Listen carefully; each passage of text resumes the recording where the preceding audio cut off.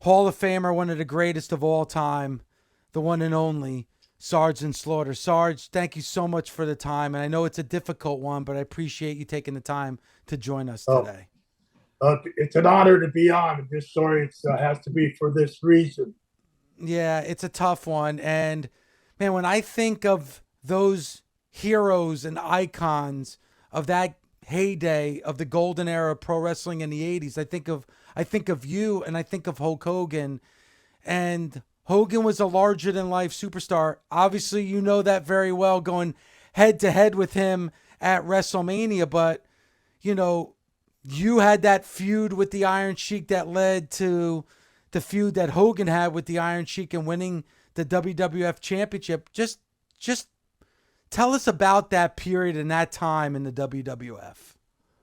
Well, first off, I knew Terry way earlier than that, and I saw a guy that really loved the business. He went through a lot to get to that point in the business, and he was there for a little while up in the WWF at that time, and then he scooted, uh, did the movie with Sylvester Stallone, and I got a call one day in New Jersey. I was living there working for the WWF at that time, and it was Vern Gagne. Wanted to know if I knew a guy named Terry Boa, Bayo, Bialano. He couldn't pronounce his last name. So I said, Terry Boleo. And he goes, yeah. And he said, yeah, who is he? I said, that's Hulk Hogan. He said, Hulk who?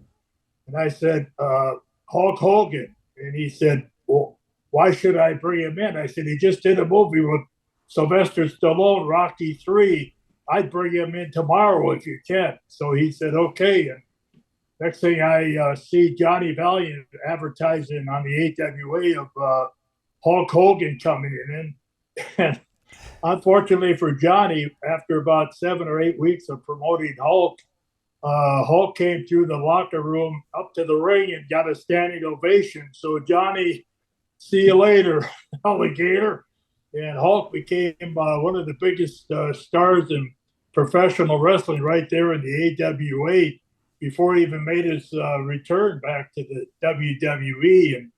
And yes, it was quite a return. We both kind of returned at the same time. He was going after the Iron Sheik, and I was going after the Iron Sheik because I declared war on the Iron Sheik. And in between, he had the match with the Iron Sheik and won the title. So there I was with a wrestler who did need a title and did have a title. And I said, let's go, boys. And of course, the WWE saw that same persona and put us both in separate shows each night in different cities, and we sold them all out. And it was an honor to be associated with the WWE at that point and be associated with professional wrestling because we were the hottest ticket going. You know, Sarge, when I think of you, and at one point you were the biggest heel in the WWF, and then when Hogan first came to the WWF, he was a heel as well, and then both of you catapulting in two of the biggest babyface wrestlers that you could possibly have for that time period. Like, you know, was that really Vince McMahon Jr.'s idea to make you a babyface and to bring Hogan in as a babyface as well? No, becoming a hero was my idea. I left the WWF at that time, went down to Charlotte. Mr. McMahon Sr. was still running the company. He said, Sarge, I want you to leave for a while. I said, did I do something wrong? He said, no, you're doing everything right. I don't want you to get overexposed. So he said, Charlotte's looking for a good villain. So I went down there and did very, very well, won the NWA United States Championship twice. And with Don Coronado, we tagged up and won the World Tag Team Championships. And so when I came back for my second term of duty, of course, I came back to the WWF as a villain. In the first 3 hours, we used to do 3 hours on a Monday, and 3 hours on a Tuesday, and then 3 weeks we would be off. Then come back for another 3 weeks. So the first night I came back as the villain, and Mr. McMahon Sr. asked me to go out for dinner. So we went out somewhere in Allentown there, and he said, "Sergeant, it's so good to have you back. You're the greatest villain of all time." And I said, "Well, Mr. McMahon, I appreciate that, but if you think I'm such a great villain, you ought to see me as a hero." And he went, "What? Sergeant Slaughter is a hero? No way. What do you got in mind?" And so he was all ears. And I told him, the Iron Sheik from Iran, he's here. And, we never really got a payback for what Ayatollah Khamenei did. We never got to punch that son of a bitch in the nose. Why don't you let me, Sergeant Slaughter, declare war on the Iron Sheik and Iran, and the United States and Sergeant Slaughter will get some payback for all those things that they did over there. And I went through the whole thing, and I had him hypnotized, Mr. McMahon Sr. I had him hypnotized. And finally he snapped out of me. He says, that's a great idea, Sarge, but, it would only work for a few months. And then, and I looked behind him, and there's his son, Vincent Kennedy McMahon, giving me the thumbs up. And because he was taking over the company. So Mr. McMahon Sr. turned around and said, "Vinny, don't you turn the sergeant into a hero." So off we went 3 weeks, and came back for TV the third week again. And I was the villain the first 2 hours. Third hour, I was off. Iron Sheik was the villain first hour. Second hour, he was off. Third hour, he's going to wrestle Eddie Gilbert. And here comes Vincent Kennedy. "Sarge, you ready?" We'd already done 2 hours. "Sarge, you ready?" I said, "Ready? I was born ready, Vince. What do you got in mind?" He said, "I want you to do what you told my father 3 weeks ago at the bar." I said, "Going against the Iron Sheik in Iran?" He goes, "Yeah." I said, "Okay, when you want to do it?" He goes, "Now, right now." And I said, "Right now?" He goes, "Right now. I'm not going to tell anybody. Only you and I and the trucks got to know, because they got to play your music. But give me your best General Patton promo. I'll see you later." And off he went. And so I went out and challenged the Iron Sheik. And I think to answer your question, I declared war on him. And I went from being the greatest villain of all time to the most loved villain hero of all time in a matter of about 5 minutes. And so I think Mr. McMahon, Sr. and Jr., both had the idea, why not have two superheroes? I get it. I think that's when the ball started rolling, especially Vincent Kennedy, because he saw the future. He saw 2 towns in one night, maybe 3 towns in one night. So I think you're kind of on the right track. Yeah, and then transitioning from Bob Backlund to Hulk Hogan, and Iron Sheik being that transitional champion to go to Bob Backlund. Let's face it, wasn't the greatest promo in the world. Didn't have explosion of charisma. Great wrestler, and Hogan, obviously all about persona and character and charisma. Complete change from that era of the WWF to that new era of the WWF as well.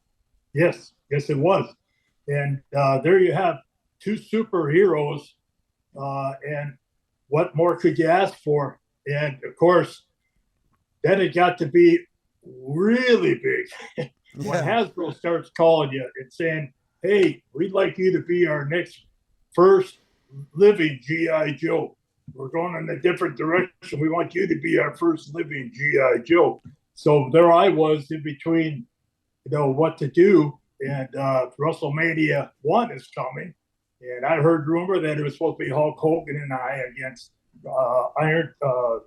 Roddy Piper and Mr. Wonderful, Paul Orndorff. So there I was, not knowing what to do. Should I stay for WrestleMania 1 or go to G.I. Joe? So my wife made the decision for me. She said, "Bob, you can always be a wrestler. You can't always be the first living G.I. Joe." I said, "That's why you get the big bucks, honey." So I called Vince, gave him my notice, and then all of a sudden they only had one superstar.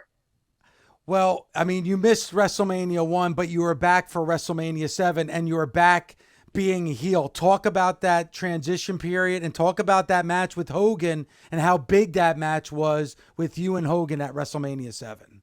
Right. I got a call from Vince McMahon, and he said, Sarge, I got an idea. I see your contract with Hasbro is almost up. I said, funny you should know that. He said, that I need to know those things. So he said, I got an idea. WrestleMania 7, I want you and Hulk Hogan to sell it out for me at the LA Coliseum. I said, great. So I told my wife, guess where I'm going? Because we both lived in Connecticut. So I headed over to Vince McMahon's house on Monday morning. And he greets me, and we go into his house and to his library. And he shows me a prototype of the LA Coliseum. He said, this holds 104,000 fans, and I want you and Hulk Hogan to sell it out and beat the record of Detroit of 93,000. And I said, sounds good to me. How are you going to make Hulk Hogan the villain? And he said, Hulk. What do you mean, Hulk? I said, yeah, I thought you were going to make Sergeant Slaughter, G.I. Joe, the real American hero. Is only you can do it, Vince. And he goes, no, I got another idea. I want you to come back to the WWF and be pissed off at your country, at your military, because they were so weak and let a small country like Iraq take over the Kuwait situation and take all the uranium, and you're pissed. You come back mean and nasty. And I went, it took you a little rough. He goes, well, if it's going to get too rough, you might not want to do it. I said, I'm in. He's talking about rough, I'm in, but I got to do it all the way. He goes, you take it all the way. So one day before this all happened, I'm on an airplane, and there next to me is Hulk Hogan. And he looks over to me. We never really talked much, And he said, I'm so glad you're back. He kind of talked like the side of his mouth, like we weren't supposed to know each other. I said, it's good to be back out of the side of my mouth. And he said, I told Vince I wanted you back. He wanted WrestleMania 7 to be either the tugboat, the earthquake, or that Ultimate Warrior again. And I said, I'm not wrestling any of them. Bring Sergeant Slaughter back and I'll do it. So that's kind of how it all happened.